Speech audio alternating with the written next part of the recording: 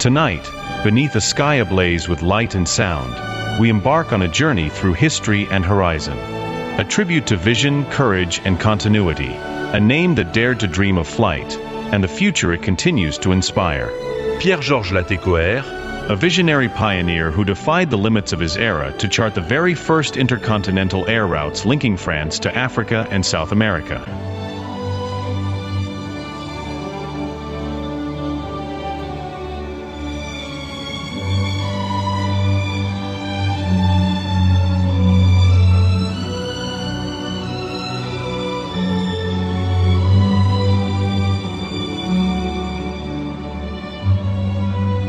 A gifted engineer and bold industrialist, Latécoère turned vision into velocity, connecting continents with steel wings.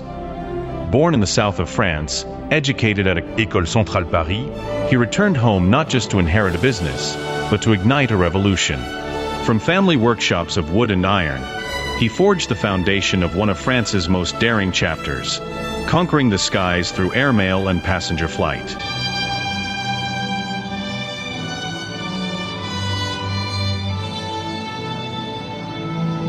In 1905, following his father's passing, Pierre-Georges took over the family workshops, then rooted in carpentry and coach building.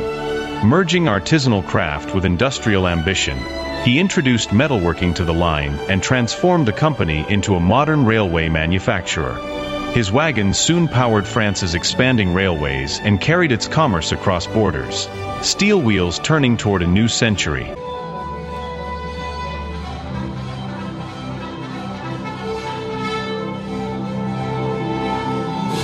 During World War I, Latécoère proposed a bold new idea, to build military aircraft in Toulouse, far from the front but close to resources and rail lines. After securing a contract to produce 1,000 SOMs and reconnaissance planes, he built an entire aircraft factory and airfield in Montauban in just 7 months.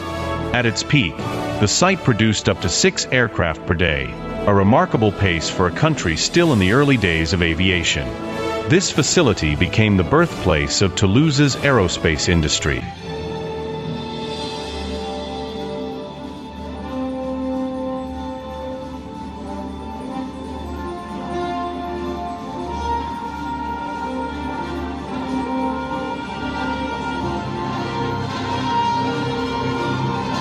In December 1918, the first Latécoère airmail flight took off from Toulouse to Barcelona. The vision was bold, a continuous air route for mail, freight, and passengers, linking France, Africa, and South America. Legendary aviators like Jean Mermoz, Henri Guillaumet, and Antoine de Saint-Exupéry flew these lines. Through his writings, Saint-Exupéry turned their journey into a timeless tale of courage and wonder.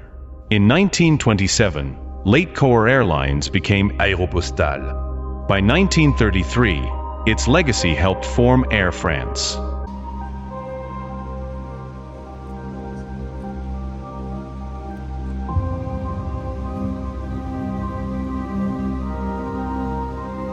In March 1919, to prove the speed of airmail, Latécoère personally flew to Rabat, delivering a newspaper printed in Toulouse the day before. He also carried a bouquet of violets, the emblematic flower of Toulouse, as a gift for the wife of the French resident general in Morocco. The flight took less than 36 hours and earned him a crucial postal contract.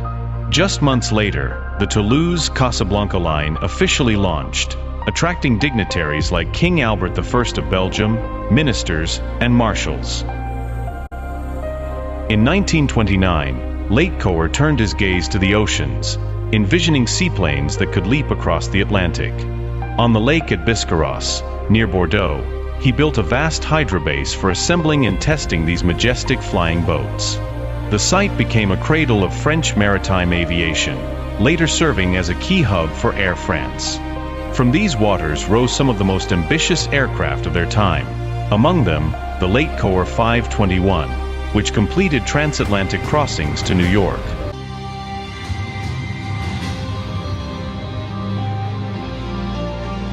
Among the great flying boats born of Latécoère's vision was the Latécoère 300, the Croix du Sud. In the early 1930s, It helped establish the first regular airmail service across the South Atlantic. In the cockpit was Jean Mermoz, one of the era's most legendary aviators. He had already made history in 1930, completing the first South Atlantic mail crossing in a Latécoère 28 floatplane. With the Croix du Sud, the daring breakthrough became a dependable transoceanic route, linking continents by air day after day.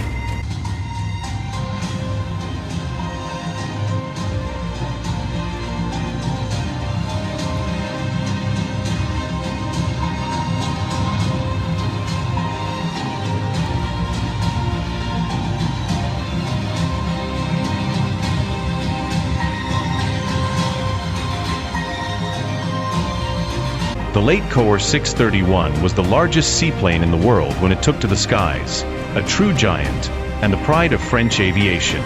In 1947, it entered service with Air France and set new world records for non-stop commercial flight, flying farther than any aircraft of its time. More than a technical marvel, it marked a turning point, the moment when Latécoère's pioneering spirit gave rise to global air travel on a grand scale.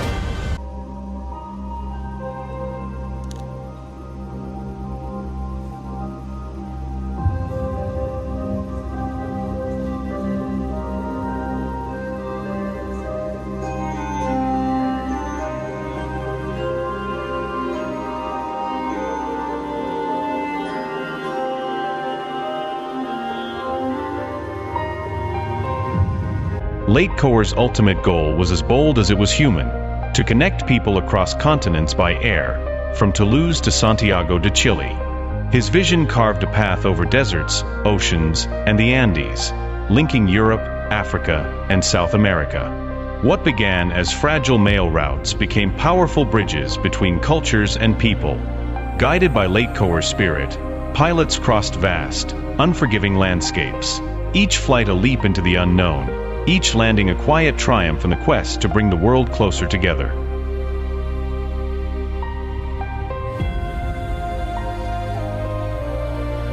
The Latécoère Foundation carries forward the legacy of aviation's great pioneers. Guided by the values of Pierre-Georges Latécoère, vision, innovation, and resilience, it inspires new generations to rise to the challenges of tomorrow, including the shift to a more sustainable, low-carbon future. Today, the foundation is led by his great-grandson Pierre-Georges, continuing the family's mission to shape the future, while honoring the skyborne dreams of the past.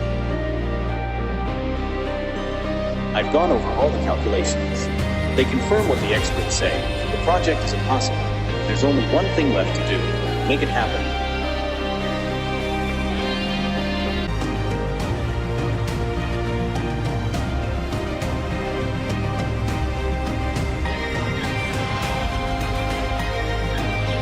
And so, as the skies light up tonight, we don't just mark a milestone. We honor the ties that flight has woven between people, places, and time.